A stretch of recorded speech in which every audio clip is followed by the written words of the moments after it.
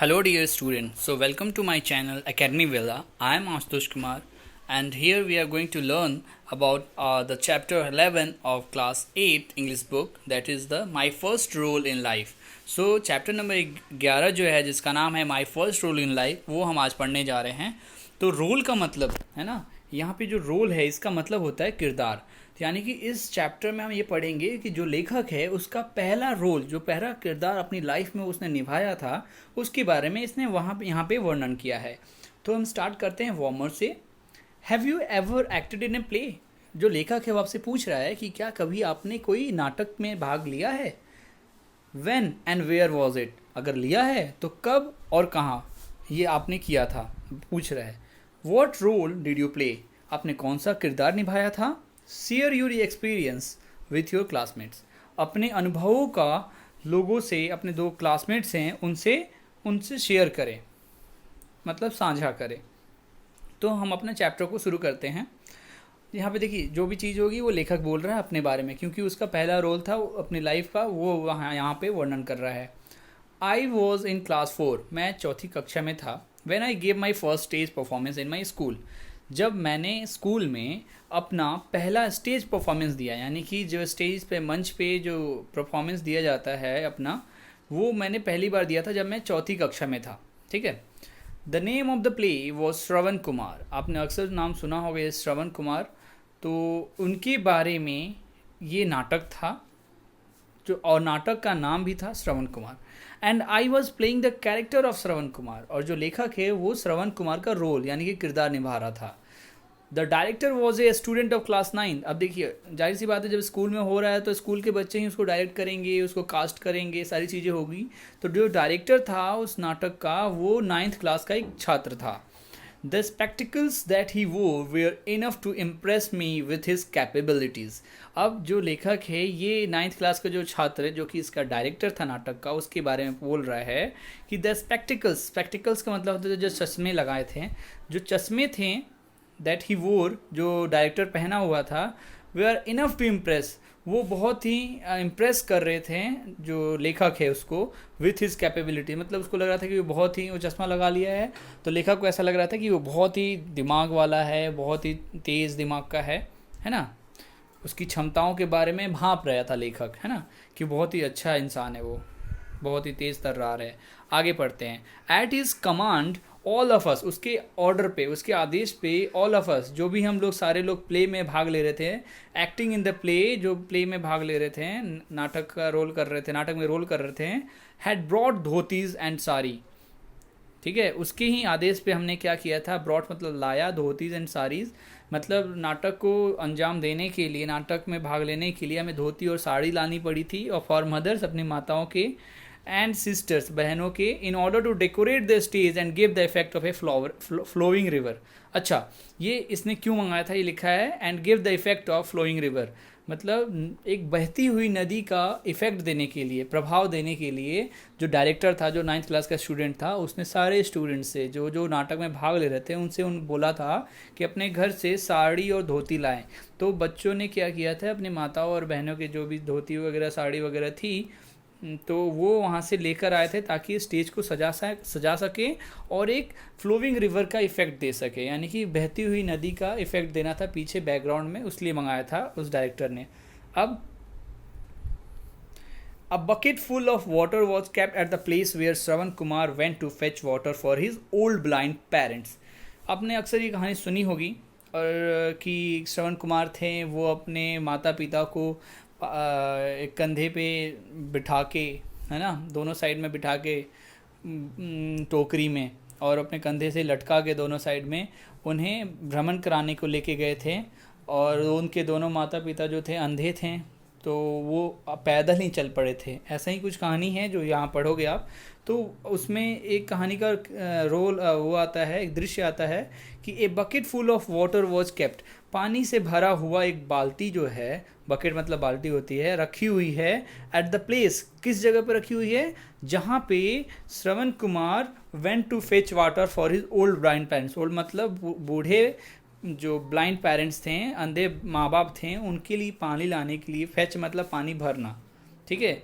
तो इस लाइन से ये पता चल रहा है कि एक बाल्टी भरकर पानी रखी गई थी, जहाँ पर जो श्रवण कुमार हैं वो पानी भरने तो जाएंगे ना, अपने माता पिता के लिए पानी भर के लाने जा रहे हैं, तो वहाँ पे एक बाल्टी पानी रखी हुई थी भर के।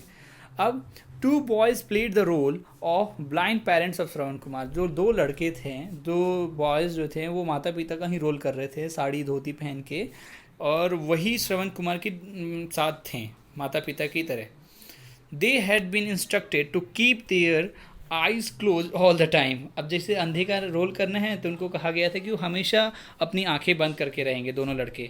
And to sit together in the centre of the stage. और उन्हें क्या करना है, अभी तो वो कंधे वाला सीन नहीं है, उन्हें क्या करना है, एक जगह बिठा रखा है सेंटर ऑफ द स्टेज में। स्टेज के जो मंच जो है उसके सेंटर में उन दोनों को बैठने को कहा गया है और अपनी आंखें मूंद को रखने को कहा गया है।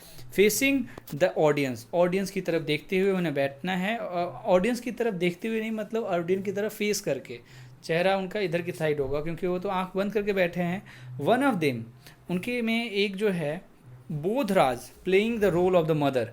जिस लड़के का नाम बोधराज था वो माता का रोल कर रहा था, जिसने वोर हिज मदर्स साड़ी, उसने अपने माँ का साड़ी पहनी हुई थी।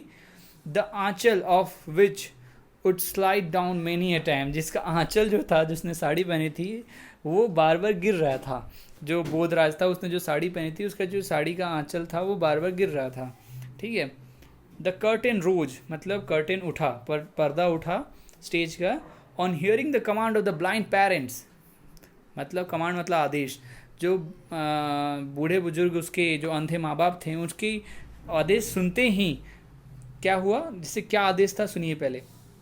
बेटा Shravan Kumar, we are very thirsty, यानी कि थर्स्टी मतलब प्यासे। तो कहते हैं माँ बाप नाटक में कि बेटा श्रवण कुमार हम लोग बहुत प्यासे हैं। ठीक है। आई टुक ए लोटा।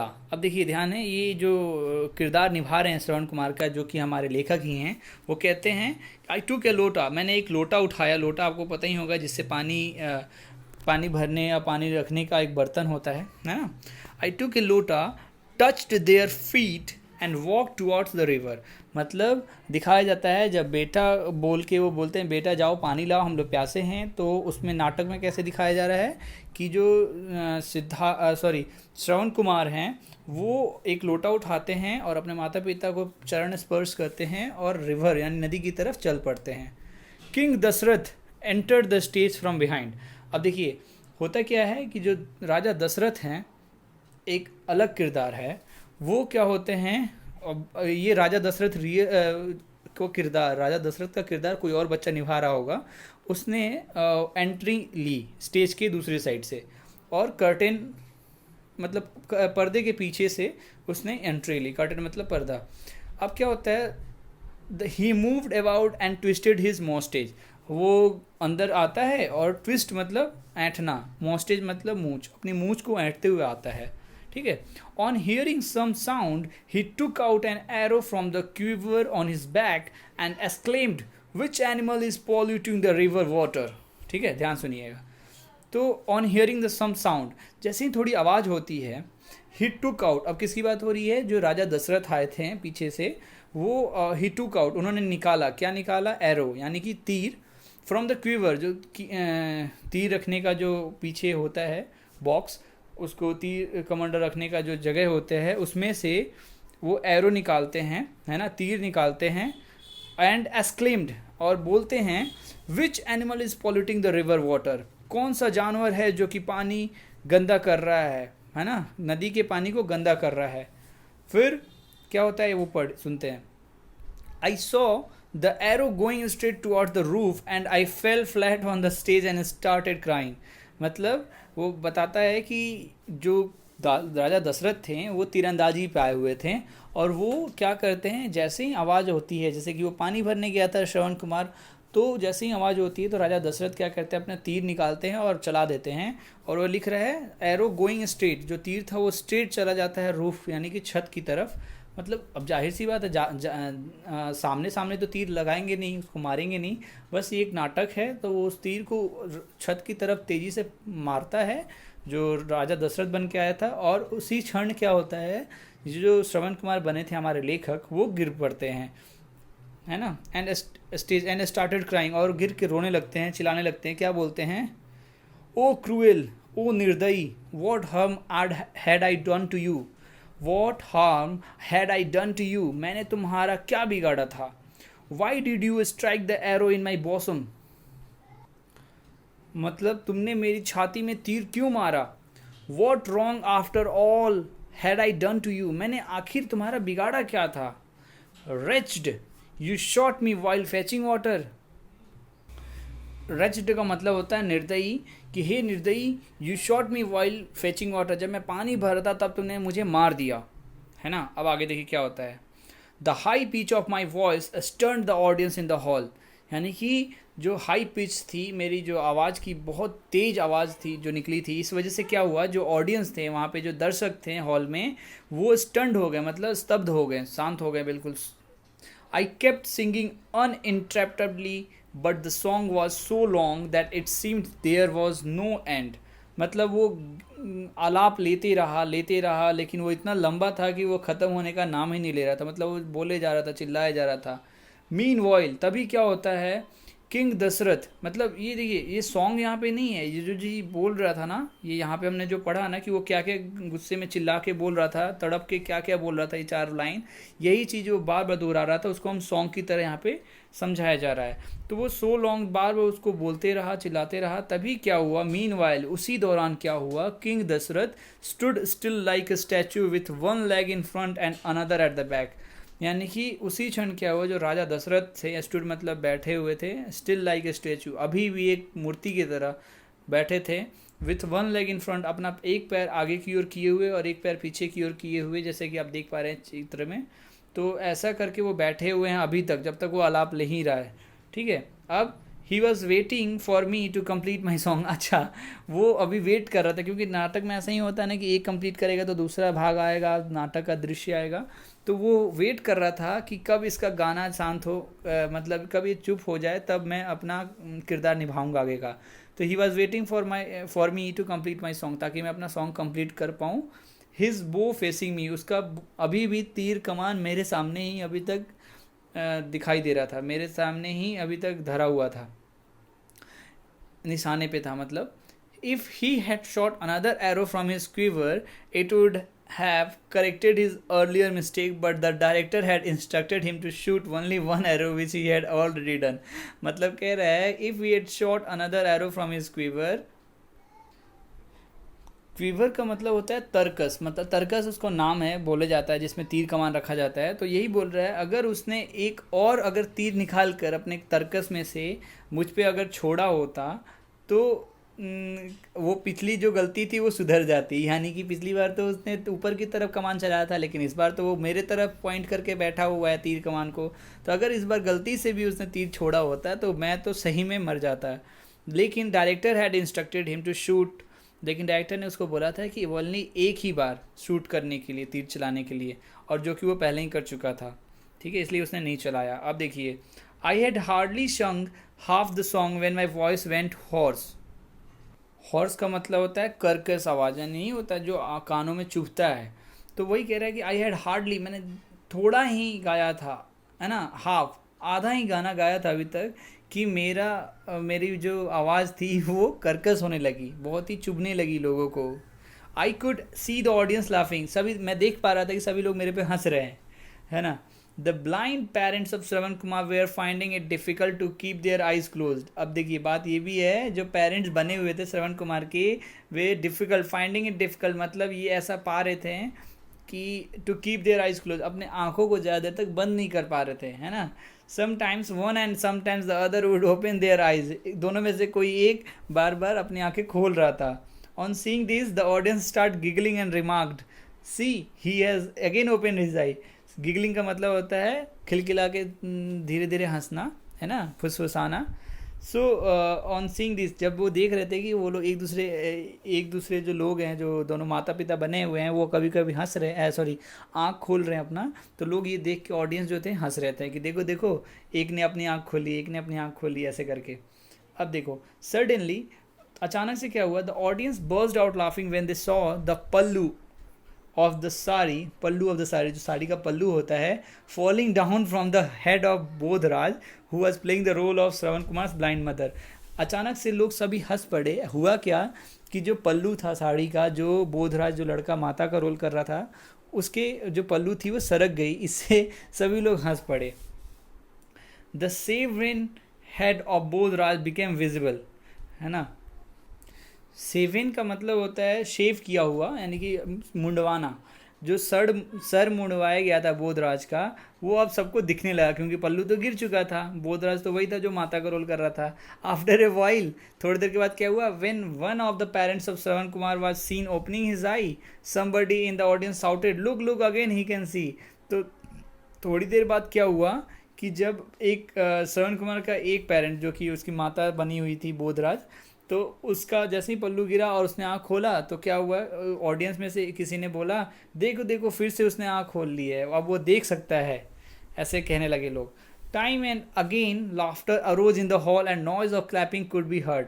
अब थोड़ी देर बाद क्या हुआ कि लाफ्टर मतलब हंसी ठहाके लगने लगे हॉल में, और तालियों की गड़गड़ाहट होने लगी, उसके शोर सुनाई देने लगे। Then I stopped singing and acted as if dying in pen.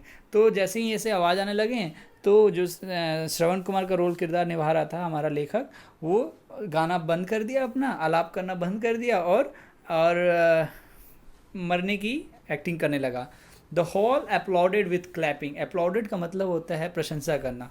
जो हॉल में लोग ऑडियंस बैठे थे, वो लोग तालियां बजा के उनका अभिवादन करने लगे।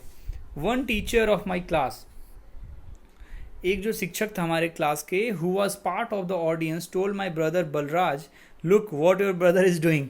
उन्होंने, जो एक टीचर थे मेरे क्लास के, जो अभी ऑडियंस बने हुए थे, मेरे भाई बलराज से बोले, यानी कि जो लेखक है उसका भाई बलराज था, उससे बोले look what your brother is doing, देखो देखो तुम्हारा भाई क्या कर रहा है। आफ्टर माई डेथ, मेरे मरने के बाद, एज श्रवण कुमार की तरह मैं जब मर गया, a few more dialogues had to follow, कुछ और डायलॉग्स बोलने थे।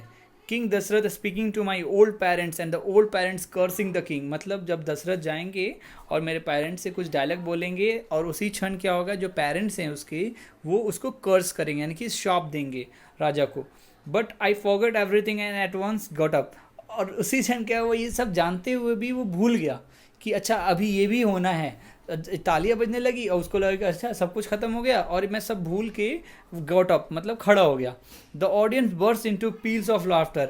अब क्या हुआ, अब तो और लोग हंसने लगे, है ना, खुश ठाके के मारे, क्योंकि उन्हें पता था, कहानी तो सबको पता था कि ये तो मरा रहना चाहिए था, और जो ये पेरेंट्स हैं उसको श्राप देने वाले थे राजा दशरथ को, लेकिन ऐसा कुछ नहीं हुआ, वो उठ के खड़ा हो गया जो श्रवण कुमार का रोल कर रहा था। समबडी टॉन्टेड मी, कीप लाइंग, है ना, मतलब लाइंग का मतलब पड़े रहो। समबडी टॉन्टेड मतलब बोला मेरे को, कह रहे पड़े रहो गिरे रहो। But I got so confuse that I didn't know what to do. तो वो कन्फ्यूज़ हो गया हमारा लेखक कि अरे मैं करूँ तो करूँ क्या, मैं भूल गया सब कुछ। आई अगेन ले डाउन, मैं फिर से गिर गया, मतलब पड़ गया ज़मीन पे। This led to clapping which did not seem to end. इससे क्या हुआ कि फिर से लोग तालियां बजाने लगे जिसका अंत ही नहीं था, बहुत देर तक बजाते रहे।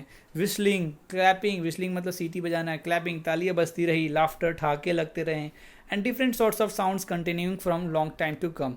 और ऐसी बहुत सारी तरह की आवाज़ें, शोर शराबे आते रहे लोग की खुशी के मारे, लोग प्रशंसा कर रहे थे। और this was my first role in life, यही मेरा पहला किरदार था अपने जीवन काल में। तो ये एक हंसी का पात्र हुआ लेखक, लेकिन जो भी था उसने अपना वर्णन किया है कि मैंने कैसे अपना किरदार निभाया था श्रवण कुमार का। वो सारे इंसिडेंट जो भी उसमें पहलू थे, जो भी घटनाएं घटी थी, वो सारी चीज़ें आपसे शेयर करी उसने। और आशा करता हूँ आपको ये चैप्टर अच्छे से समझ में आया होगा। अगर कोई दिक्कत है, कोई प्रॉब्लम आती है, कोई प्रॉब्लम वर्ड मीनिंग से रिलेटेड या फिर कुछ भी, या फिर कुछ सजेशन देना चाहते हैं, प्लीज़ कमेंट करके बताएं हमें। और हमारे चैनल को सब्सक्राइब करें और इसे ज़्यादा से ज़्यादा शेयर करें। Thank you.